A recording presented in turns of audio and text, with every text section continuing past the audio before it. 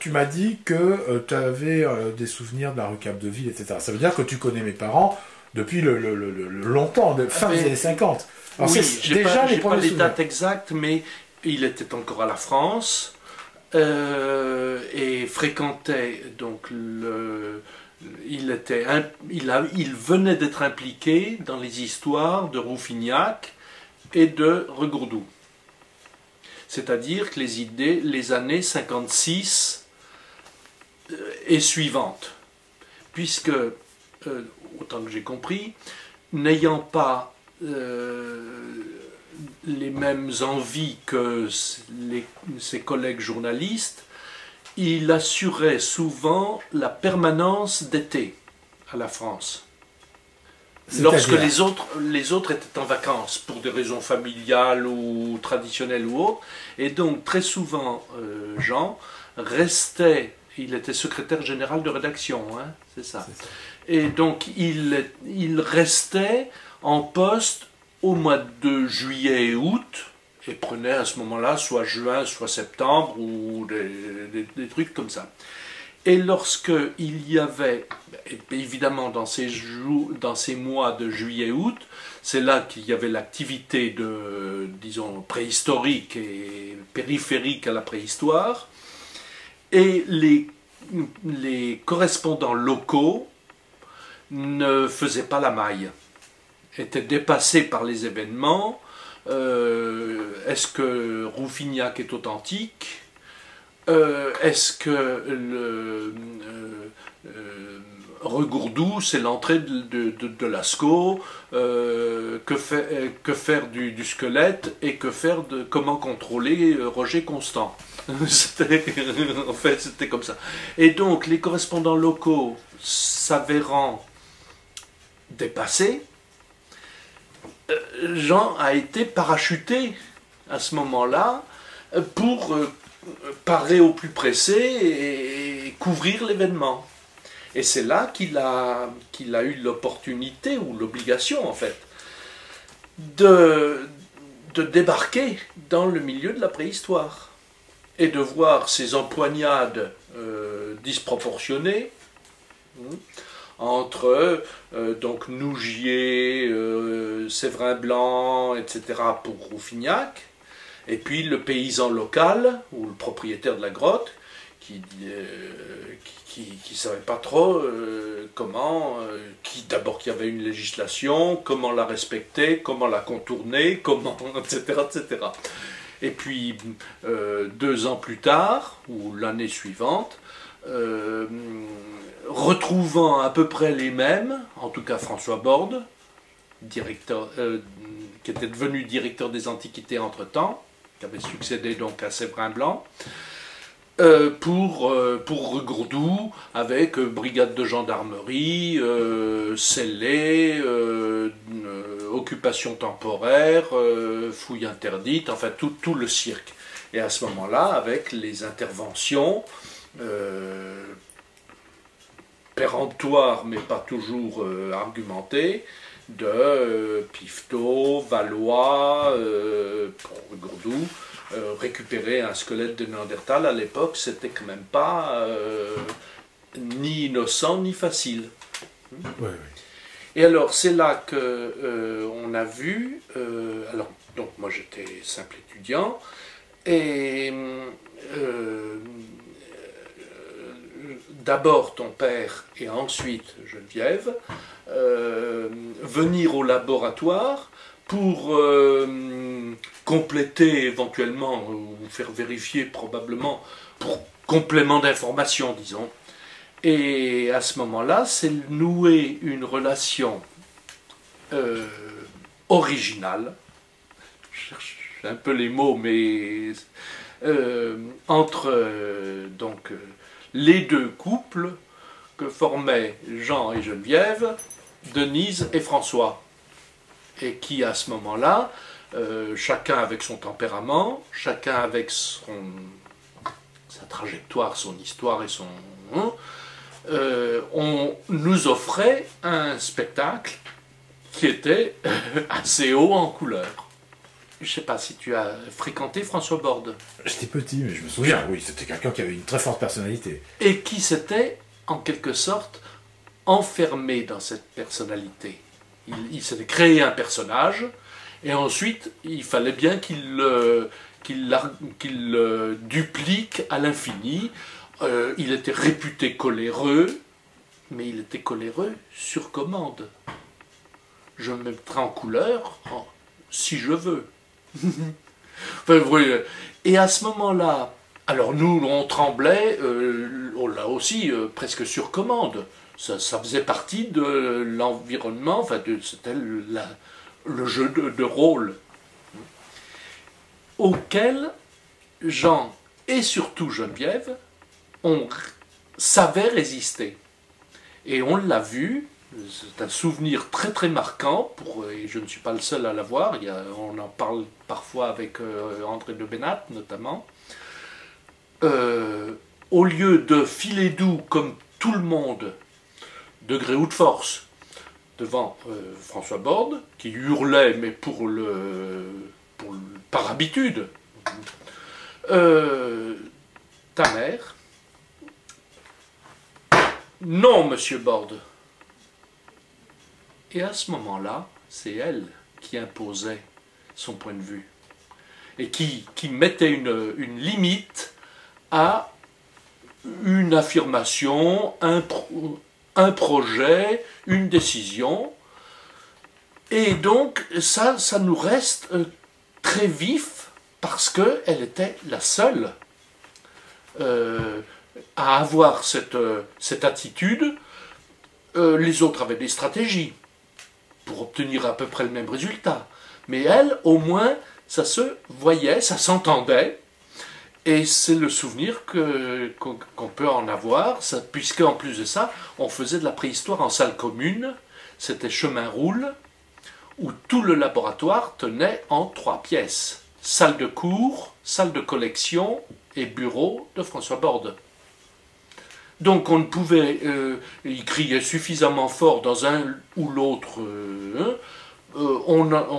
On était vraiment en salle commune, comme on le disait des vieux hôpitaux jadis. Et comme on retrouve ça dans les bureaux dits paysagers de nos jours. Oui, où là il y a juste... bon. Mais là vraiment c'était en permanence, quoi. Et donc, voilà des souvenirs que je peux avoir. Lorsque Jean, à ce moment-là, est entré au CNRS. C'est-à-dire en 61, je crois, il est rentré. Oui. Et alors, à cette époque-là, et ça c'est une autre originalité qui lui a été imposée, à cette époque-là, la règle pour les... Alors c'était pas les chargés de recherche, c'était... Attachés de recherche. Oui, attachés de recherche, qui était le premier et qui impliquait probablement une très forte dégradation de revenus par rapport au poste de responsabilité qu'il avait à la France. Mais la législation imposait d'avoir un directeur de recherche, c'est-à-dire un patron, et un parrain de recherche, c'est-à-dire quelqu'un d'extérieur au laboratoire, de même rang que le directeur, et assurant une sorte de gestion ou de tutelle. Et le CNRS avait imposé à Jean Lionel Balloux comme parrain. Or, Borde et Balloux non seulement se détestaient, mais l'un méprisait l'autre. Et à ce moment-là, c'était une sorte de billard à 3 bandes, Jean étant la boule. C'est-à-dire que quand on voulait embêter l'autre, ça passait par lui, particulièrement inconfortable, pour ne pas dire plus. Et alors c'est à peu près à ces époques-là que lui a été proposé, c'est-à-dire qu'il a été envoyé en Bergeracois.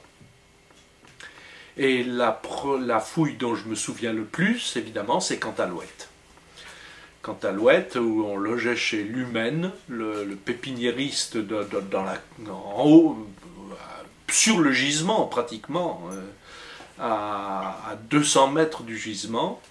Et c'est là qu'il y avait des fouilles à laquelle, je crois, il a laissé une forte empreinte. Puis ensuite, il y a eu Faux, mais là, je n'y allais beaucoup moins, jusqu'à ce qu'ils prennent la direction de la conservation du musée national. D'accord. Alors là, il y a eu les prémices de ce qui a mis 31 ans à mûrir, c'est-à-dire l'agrandissement, l'extension, l'épanouissement du musée. Et donc les rapports, je me souviens des rapports presque préliminaires sur la nécessité et ensuite les modalités d'une extension du musée national. Et avec là aussi du billard à 3 bandes, parce qu'il a été dénaturé, le projet, et bon, ça c'est une autre affaire, une autre histoire. Bon, c'est sûr que, vu surtout de la DMF, Direction des Musées de France, puisque ça a été ballotté, ça a été une structure de l'archéologie, puis ensuite c'est devenu Musée de France. Je ne suis pas spécialiste du tout de ces trapèzes, en fait, ces ricochets administratifs, mais justement les fréquentations étaient un des arguments. Mais la méthode de comptage variait. Il y avait des entrées gratuites pour les enfants en bas âge, les militaires en tenue, les ecclésiastiques en fonction, etc., etc. Et ça changeait d'année en année. De telle sorte que, sans trahir un secret qui n'est que de polichinelle, en jouant habilement, comme n'importe qui, sur les entrées gratuites, la courbe avait le dessin qu'on lui avait choisi. Moyennant quoi, Jean-Marc, j'ai des photos qu'avait fait faire ma mère par monsieur Rousset, de l'entrée du musée en juillet-août. C'était proprement hallucinant. Et je ne suis pas certain qu'il y ait une file d'attente aussi longue aujourd'hui, en juillet ni en août. Non, d'abord la billetterie a changé de configuration. Oui. C'est pour ça qu'il est difficile de comparer, surtout à travers 30 ans, où des tas d'autres choses ont changé aussi. Mais bon, là, ça c'est une affaire, disons, en allant directement au but. J'ai donc 32 ou 35 ans de pratique professionnelle de la préhistoire universitaire. Je pense ne m'être...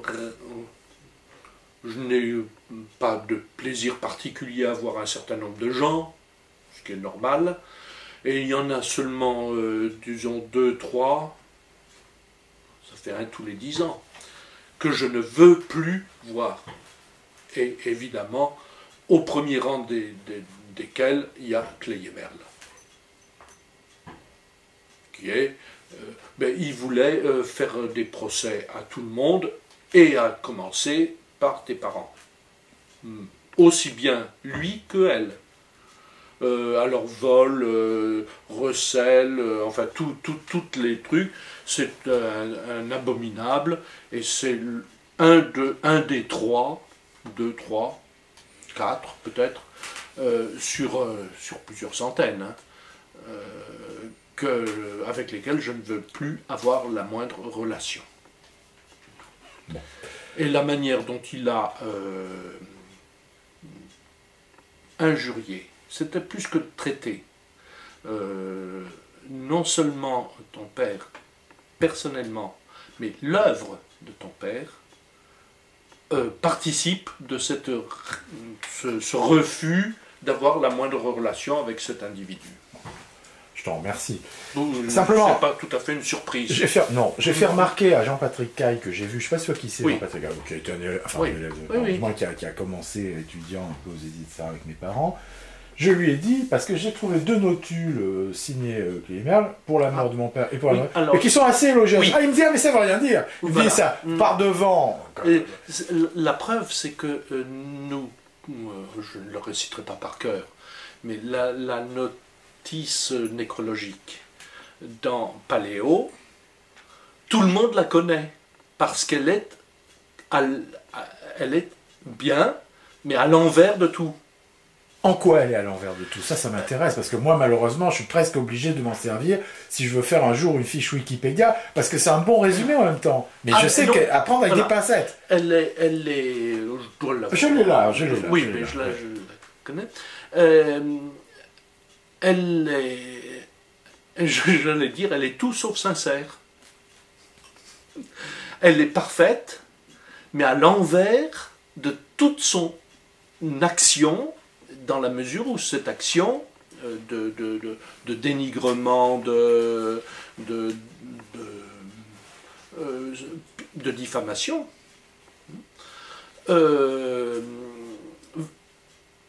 est représentative, elle, cette action et ses propos verbaux la plupart du temps, ou parfois même judiciaires, était représentative de sa véritable vision des choses. Oui. Et alors il s'est forcé au moment du décès pour sortir quelque chose qui est bien, mais qui n'est que bien, pas sincère. Puisque tu as eu probablement écho, il accusait ta mère de recel. Oui, je sais, je sais. Et notamment, dans la mesure où les conditions matérielles après le décès de Jean étaient difficiles, et donc ta mère a dû vendre une partie de bibliothèque. Oui, je sais bien. Et à ce moment-là, Clélie Merle a menacé de poursuites judiciaires des gens qui avaient racheté des trucs. Alors ça, j'étais devant Madame Buissoni il y a un mois, elle m'a raconté ça. Alors ça, c'est le vrai Clélie Merle. C'est pas celui qui a signé le papier en question. Bon, enfin, de toute façon, je veux pas rentrer. Mais effectivement, mais je comprends bien que... Pour illustrer, et c'est ce que voilà. Mérignac. François Borde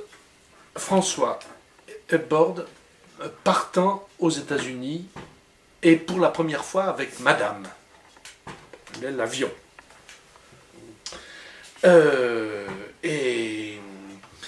Mais à ce moment-là, une tension... et donc il avait convoqué Jean et Geneviève pour les conduire à Mérignac au premier avion Bordeaux-Paris à l'époque, c'est-à-dire encore avec des Vickers Viscount à hélice, ou peut-être une caravelle, mais en fait c'était ça dans les années, donc je dirais 70, 72, quelque chose comme ça. Et par prudence, c'était, 1h30, mais plus près de 2 heures probablement, avant l'heure d'enregistrement. Ça devait faire du 6 heures du matin ou quelque chose comme ça pour le vol de 8 heures. Et donc débarque dans une aérogare rigoureusement déserte, à peine ouverte, peut-être un peu allumée, mais ça sent... Et donc débarquent tous les 4. Et alors Bord commence par faire une esclandre, parce que tout était fermé, et en particulier le bureau des assurances. Parce qu'à l'époque, l'exploit de prendre l'avion s'accompagnait d'une sorte de... Enfin, on pouvait souscrire une assurance, et c'était fermé. J'écrirai à Chaban. Bon, qui n'y était probablement pour rien. Mais enfin, bon.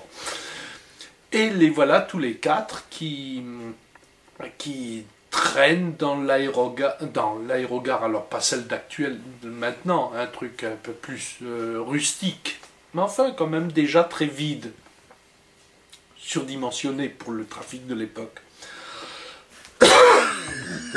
Et alors ta mère, tenant en douce 3 roses, longtemps derrière son dos, et puis le temps passant, bon, elle a fini par les prendre à Madame Bord en lui disant: Madame, chacune de ces 3 roses représente un de vos enfants, et c'est un petit peu comme s'il vous accompagnait. Et l'autre qui dit: comme ça, si l'avion se casse la gueule, tu mourras fleuri. Dis, je pense que ça, c'est typique de cette relation. Je te tiens, tu me tiens. Chacun se livrait un peu comme il était. L'un s'obligeant à tenir un rôle, puisqu'il l'avait choisi, il fallait bien ensuite l'honorer. Mais je pense que le geste de ta mère était très représentatif de ce qu'elle ressentait. Et bon, voilà, un geste. Parce que moi, j'ai lu une lettre de ma mère à François Bord au moment de l'affaire Campagne, où elle avait été très meurtrie et très déçue. Ah ben... et donc, dans cette lettre, on voit bien le rapport fort qu'il pouvait y avoir quand même entre les 4, sans doute. Oui, parce qu'évidemment, il y avait eu trop de liens pour que la défaillance, j'ai pas dit trahison, hein, la défaillance de l'un d'eux soit très sensible aux 3 autres. Oui. C'est forcé. Oui. Et tu te souviens bien de l'épisode Wadi Alpha, tout ça, ou sans plus Si, parce que d'abord, aucun de nous à l'époque... D'abord, il était exclu que François Bord aille en Afrique. Il l'avait décidé une fois pour toutes qu'il n'irait pas dans ce continent de nègres. Verbal, il n'en croyait rien. D'accord. Mais d'abord, toute l'Afrique du Nord, tout le Maghreb, était en fait sous l'auréole usurpée, mais auréole quand même, de Balou. Donc il ne voulait pas passer par Alger, le Crap, etc. Et donc son exutoire extra-territorial, c'était les États-Unis. Et à ce moment-là, c'est là qu'il avait le plaisir à aller. Et bon, dans ces époques-là. Et à ce moment-là, il y a eu cette opération Wadi Alpha. Et à ce moment-là, il ne exclut que ce soit qui que ce soit d'autre que Jean. Et alors nous, étudiants à l'époque, on a vu arriver cette matière première qu'on ne connaissait pas, le grès ferrugineux, cette industrie qu'on connaissait très mal, l'acheléen, et donc c'était fascinant. Ouais. Mais... Parce que qui connaissait Fred Van Dorf? C'était probablement Bord. Oui, c'était par ricochet. Et après, il y a eu, ça c'était la première année, et les 2-3 autres années, ça a été... c'était plus Van Dorf, c'était Solecki. Oui, Ralph Solecki, oui. Oui, j'imagine que c'était des contacts de board aux États-Unis. C'est ça. Alors il a délégué en quelque sorte, et tant mieux je pense, parce que c'était tellement... En Aquitaine, on ne surprend personne en disant qu'on a trouvé des cailloux. Alors que ramener des cailloux de Wadi Alpha, ça démarquait, et je pense qu'au niveau professionnel, et surtout jugé par des gens qui s'accrochent à des détails. Les administratifs du CNRS n'ont pas les moyens, peut-être même pas envie, de juger des activités de recherche. Ils sont obligés de s'en tenir à des aspects, mettons, géographiques. Il va là où personne n'était allé jusqu'à présent. Ouais. Et à ce moment-là, c'était un bon point. Ouais.